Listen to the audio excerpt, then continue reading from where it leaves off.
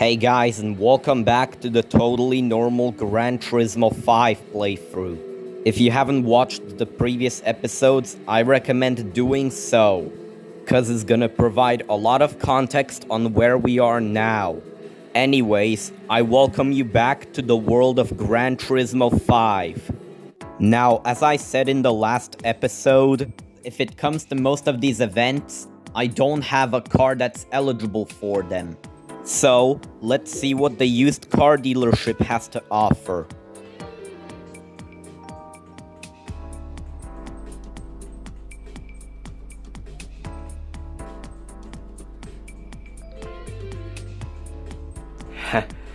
Nice. We can use this car for European Classic Car Championship. Now, I can't really show you the animation of it being bought because it's extremely blurry. And before I forget,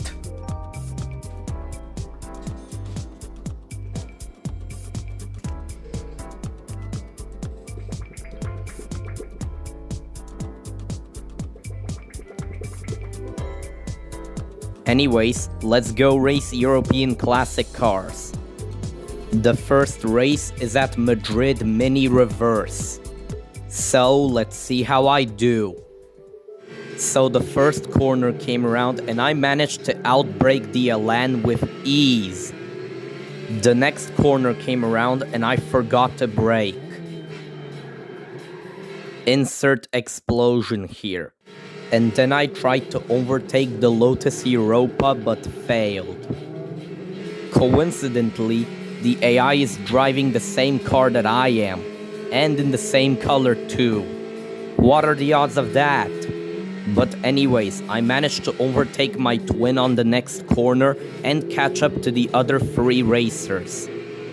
I went for it on the next braking zone and I overtook the A110. And then I tried to overtake the A310 but failed. I tried to overtake it again on the next corner and succeeded this time. But unfortunately, I wasn't fast enough to catch up to the Europa and I had to settle for second place. So I figured the Giulia Sprint Special needed an upgrade, so I bought a titanium racing exhaust. Now let's try again and see how I do. And once again, I overtook the Lotus Elan very easily. I learned my mistake from the last race and I braked on this corner. On the next corner, I braked way later than the AI, allowing me to overtake my twin, the Europa, and the A110. And also, the A110 tried to end my race but failed.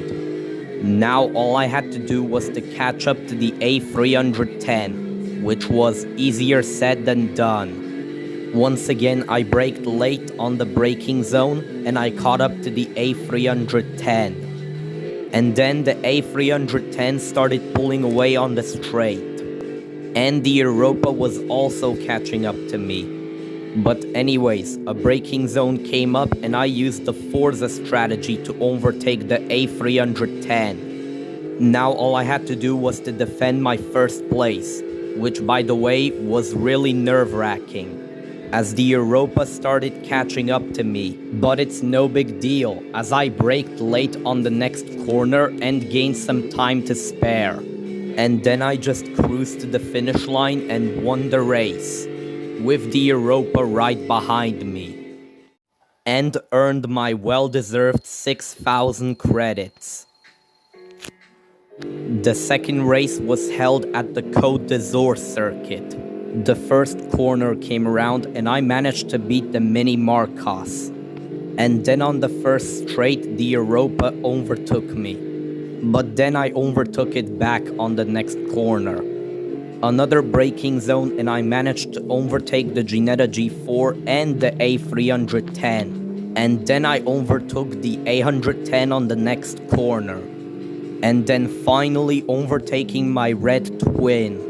Overall, this race was really easy. There is really nothing else for me to talk about here, So here's a small montage of me doing drifts.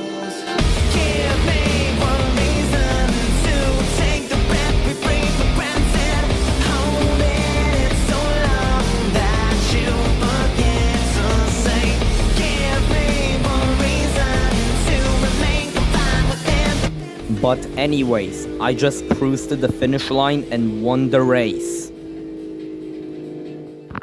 And earned another 6,000 credits.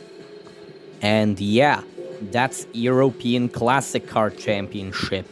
After all of that, let's see what I get as a prize car for winning this event. A Kubel. Wait, what? What in the actual fuck? Anyways, let's see what the used car dealership has to offer.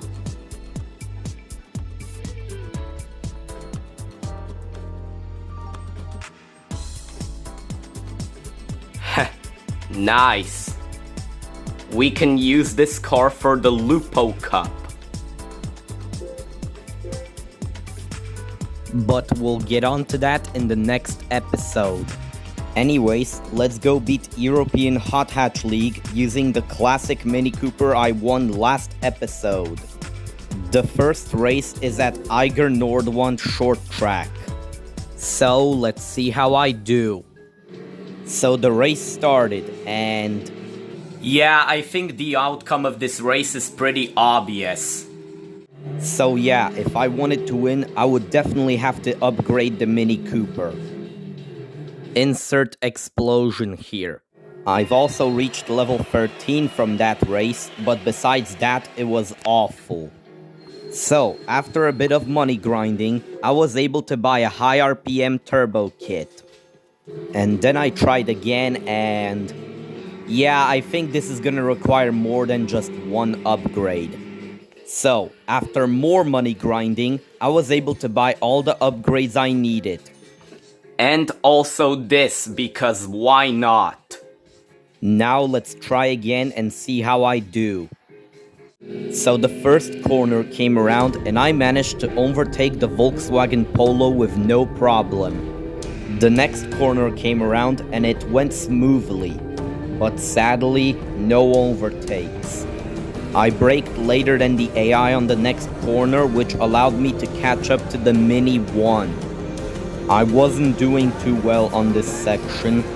I forgot to brake and I crashed into a wall.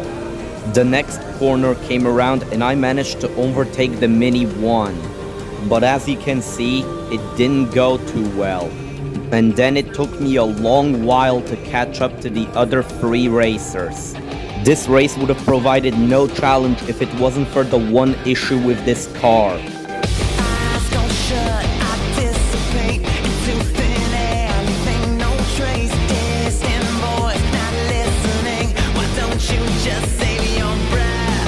I learned from my mistake, and this time I remembered to brake on this section. I tried to overtake the 147 on this braking zone, but failed. Then I tried to overtake it again on the next corner, but as you can see, the Gordo steer didn't let me. But eventually I succeeded. The rest of the race was dedicated to me trying to catch up to the Mini Cooper and the Xara. At the end, all hope seemed to be lost. That is, until I managed to pull a last-second overtake on both the Mini Cooper and the Xara. This was definitely the hardest race yet. Either way, I won the race. And earned my well-deserved 7,000 credits. The second race was held at Rome Circuit. The first braking zone came around and I managed to overtake the 1 Series very easily. The next braking zone came around and I managed to overtake the ugly Renault Megane. And I've gotta say, this track has a lot of braking zones. But anyways, the next corner came around and once again, I forgot to brake. Insert explosion here. I wasn't really doing too well on this section, But that's okay, because I redeemed myself on the second lap. The braking zone came up and I managed to overtake the Peugeot 206. The next braking zone came around and I managed to overtake the Lupo GTI. And also, the Lupo tried to end my race but failed. And then I tried to catch up to the 147, but I braked too late and I smacked into a wall. But once I did, I tried to overtake the 147 but failed. And then I tried to overtake it again on the next braking zone and succeeded this time. And now all I had to do was hold off the 147, which was easier said than done. But it's no big deal, as I braked late and gained some time to spare. And then I just cruised to the finish line and won the race, with the 147 right behind me. Earned another 7,000 credits, and reached level 14. And yeah, that's European Hot Hatch Championship. After all of that struggling, let's see what I get for completing this event. A Lupo Cup car. Well, now I just feel stupid for buying the Lupo road car. I guess I don't need you anymore. And that's about it for today's episode. But before I go, I have to address something. If you're wondering about the Gran Turismo 6 No Money Challenge, don't worry, it's delayed but not cancelled. So with that being said, thanks for watching and I'll see you in episode 6.